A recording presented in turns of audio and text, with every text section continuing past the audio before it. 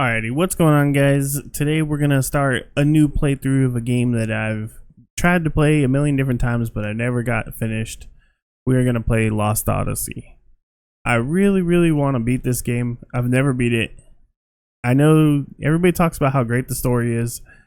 I always want to get there. I think the farthest I've ever got was like 5 hours, and I'm pretty sure this game is like 100 hours long. So I haven't even put a dent in this thing. But let's go ahead and get started and see how this game is.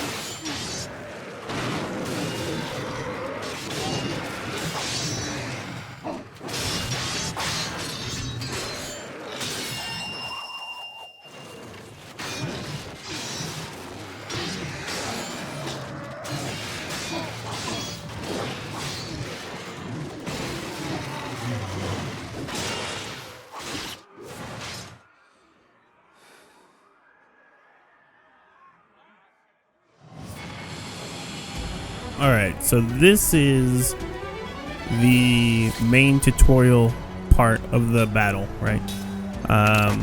Really, it's just to show kind of what you do to fight. Each enemy is so weak they die in one hit. In fact, he actually knocks down a few people per hit. And I'm pretty sure he takes 0 damage from every hit.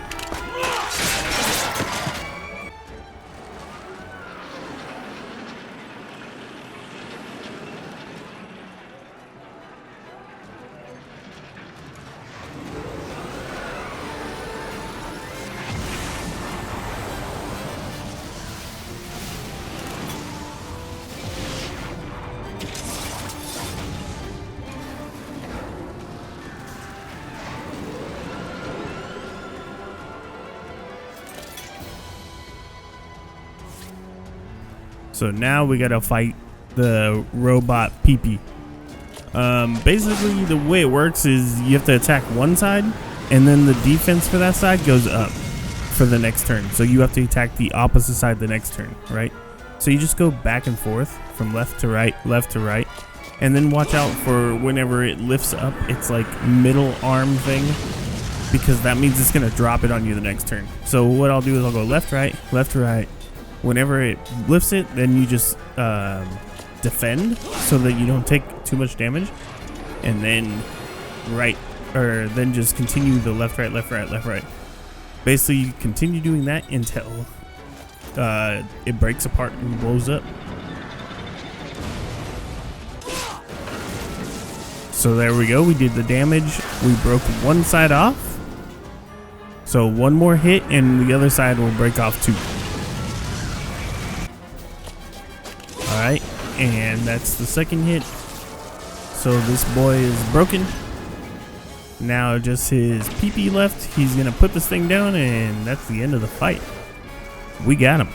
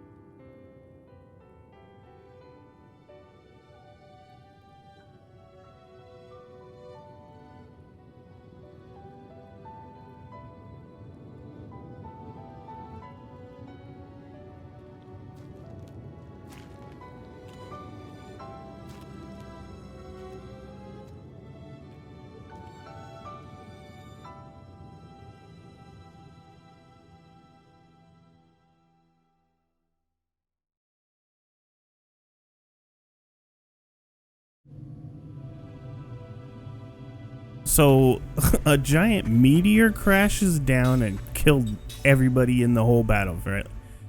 But except for Kaim. Kaim, the main character, is immortal. This motherfucker can't die.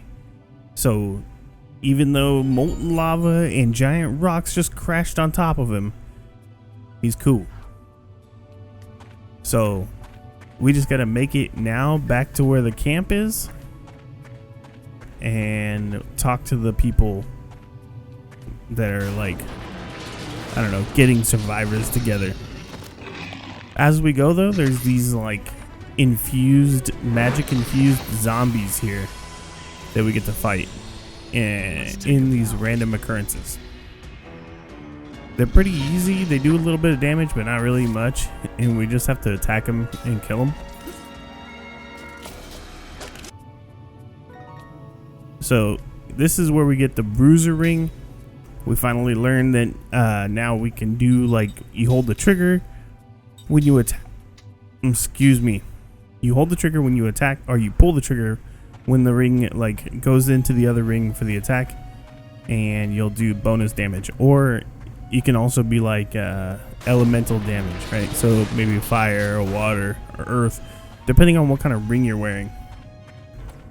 It's very important. Like for big bosses, bro, you need those rings.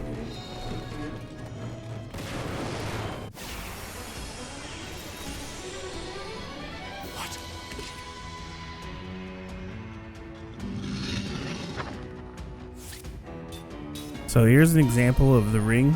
So when the circle goes in, you try to pull the trigger or let go of the trigger right when it hits the circle, and you get bonus damage. Basically, as I run through this little field, there's like these boxes you can run into, and they break and they give you loot. So I'm just kind of running through here, making sure I break all these boxes and get my loot before I get to the end.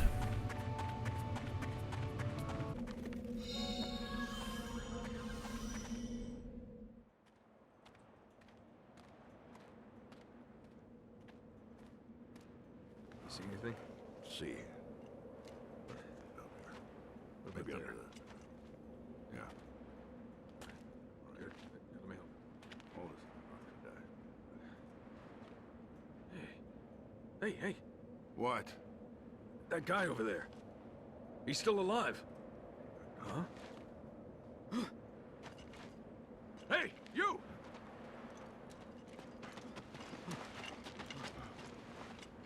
What about the others? You alone? What's your name? Your unit? Second Lieutenant Kai Marganar, Commander, 17th Platoon, Armored Magic Troopers. It's a miracle you made it. Come with me. This way. Unbelievable. One survivor. Yeah. Amazing he made it out safe. Especially in that outfit. One of my favorite lines in the beginning of this game right there is when he's like surprised he made it out safe, and especially in that outfit. Because yeah, this boy right here is running around in a crop top. I don't know what he's doing. So we'll make sure we grab our loot and then we take off, hop in the cars and go. We're pulling out! Let's move!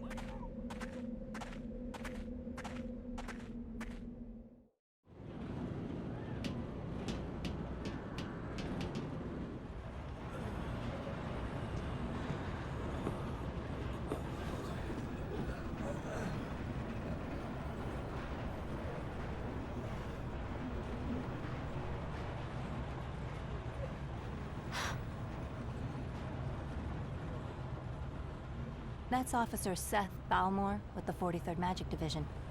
She's like you. She got out in one piece. Really? You two are walking miracles.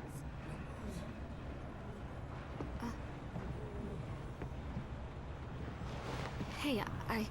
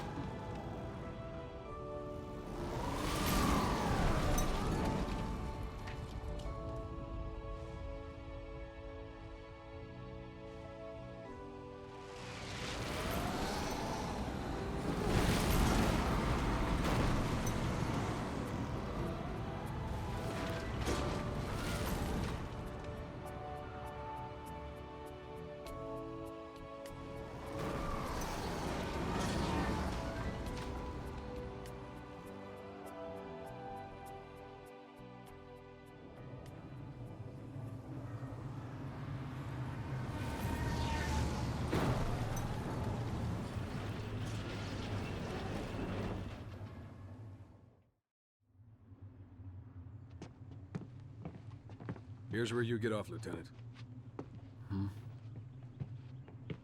The Council wishes to hear from a survivor, sir. Sorry, not you, Officer Balmore. Hey, I'm a survivor too. The Council has only summoned Lieutenant Argonar. Sit down and shut up. Well, that's just weird. This way, Lieutenant.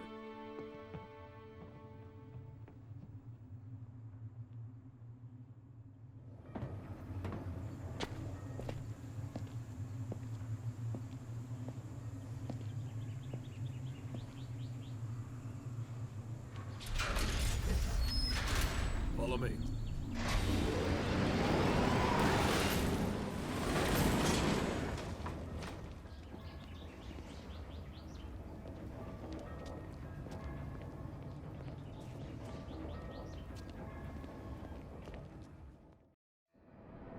Alright, so pretty crazy stuff just happened, right? Basically, we found out that we're not the only immortal. That chick, Seth Balmore, is also an immortal. And now we gotta go talk to the council. They want to see us. So this will be us trucking our way over there and grabbing a little loot on the way.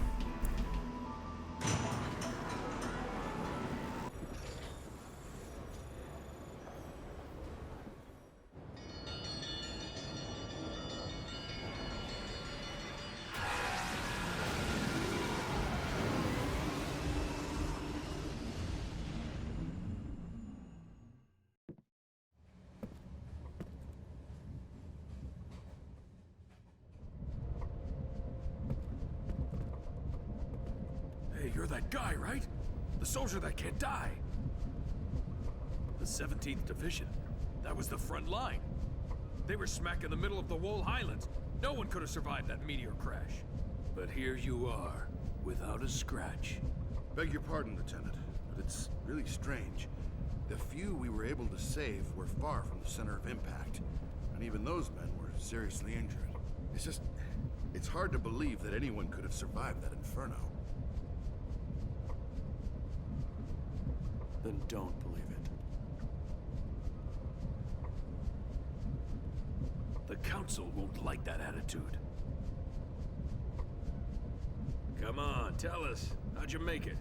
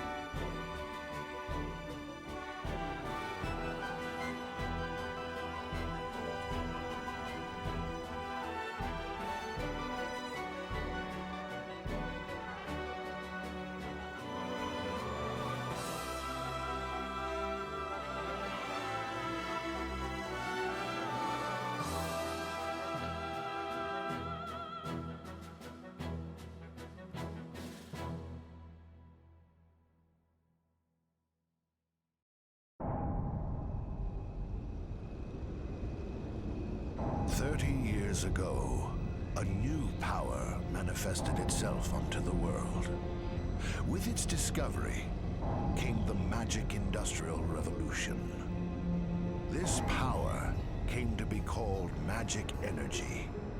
Even now, there are none who can explain why this power, a power that merely lay buried within all living creatures, suddenly flourished as it did. Today, this magic energy permeates every corner of the world. It has changed the way people live, transformed the shape of industry, and has even altered the nature of war.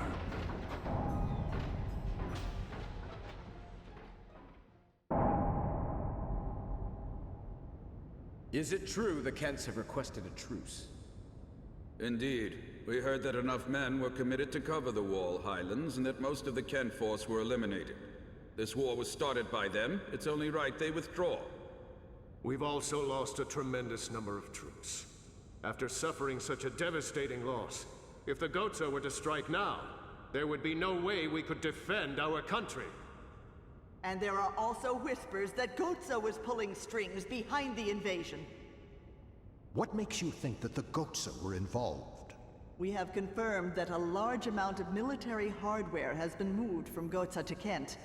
We assume Goatsa plans to use Kent to keep things stirred up and destabilize Ura.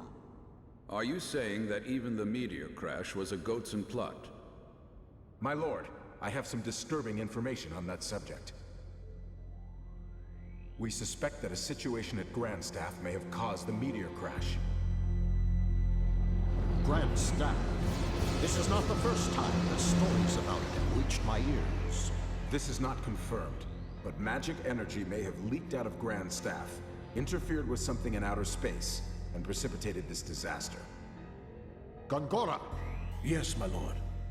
the Grand Staff falls under your jurisdiction. Do you have anything to say? Nothing for the moment. Where did you get this information? Construction of Grand Staff is going smoothly. Now that the forces of Ura have suffered such devastating losses, I think we have no other way to protect our land except with the magic energy that Grandstaff will provide.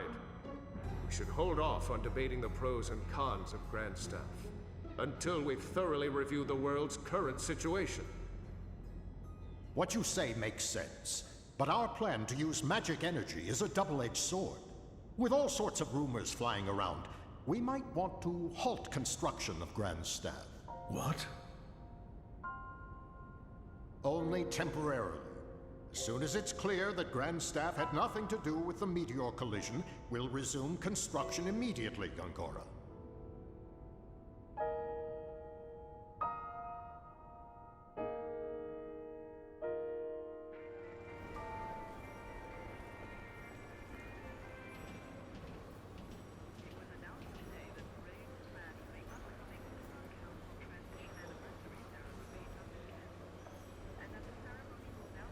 All right, pretty crazy stuff again.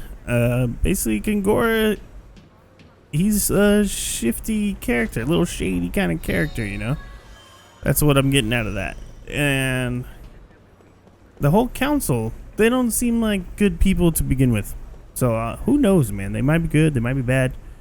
As of right now in the story, though, it feels like they're all just kind of not my cup of tea, I guess. But so we continue our journey onto the council so Kime can talk to these dudes.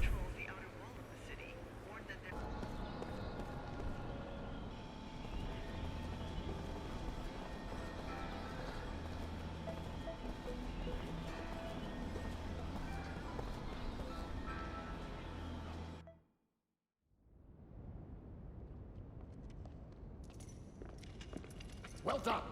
You may leave.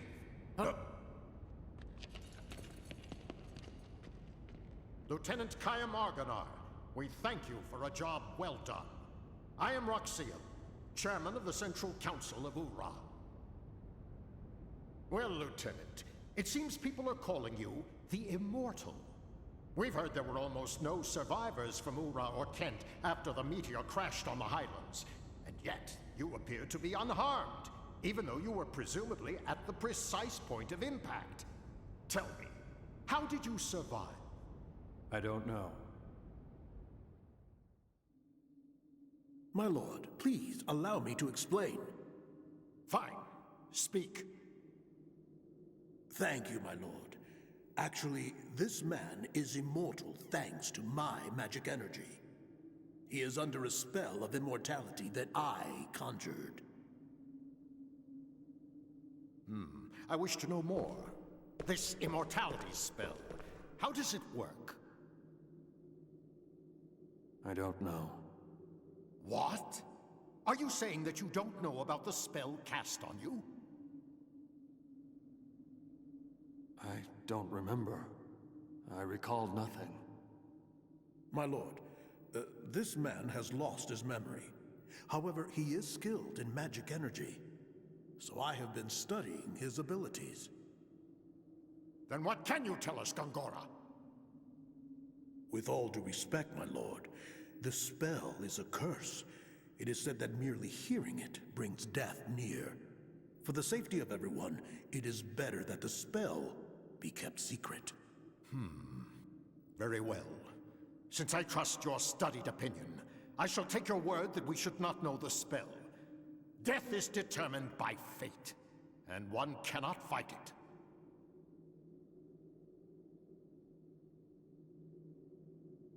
Lieutenant, since it seems that you cannot be killed, the Council would like to bestow a special mission on you.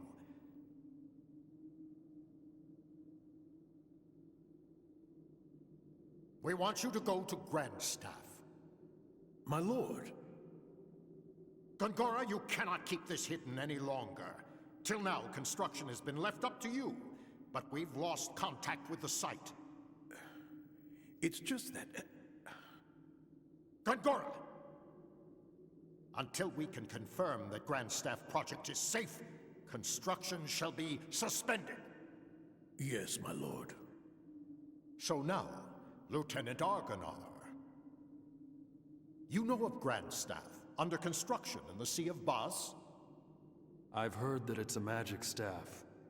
Yes, it is. As you just heard, all communications with the site have been cut off for some time now.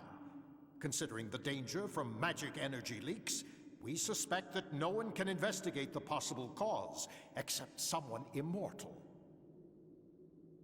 Well, there is someone else. What did you say? At the Wall Highlands, another immortal. Her name is Balmor.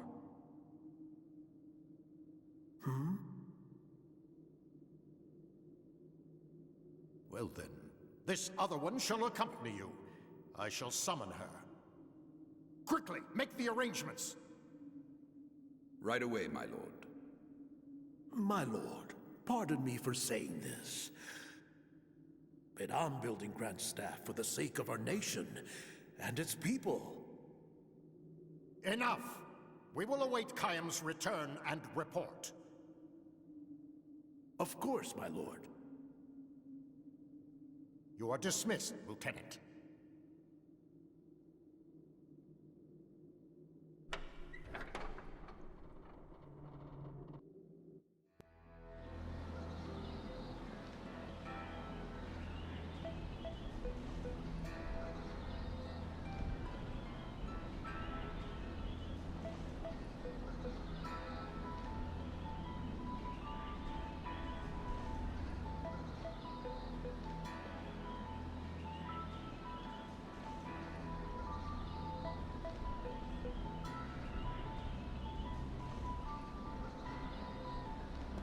Okay, so basically we got our next mission is gonna be to go to Grandstaff, right? We gotta do some kind of investigation. But until then, first we gotta just go sleep in the inn. But before we do that, we also gotta loot a little bit. Make sure we get all these little things.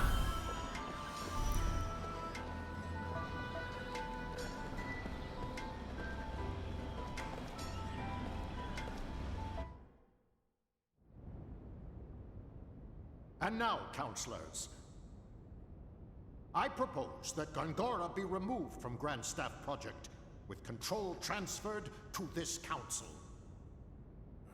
My lord! In addition, until Lieutenant Argonar completes his investigation, I propose that Gongora be confined to his residence under surveillance. Those who disagree with my proposal, raise your hands now. It appears I have no choice but to agree. I see there are no objections. It is decided.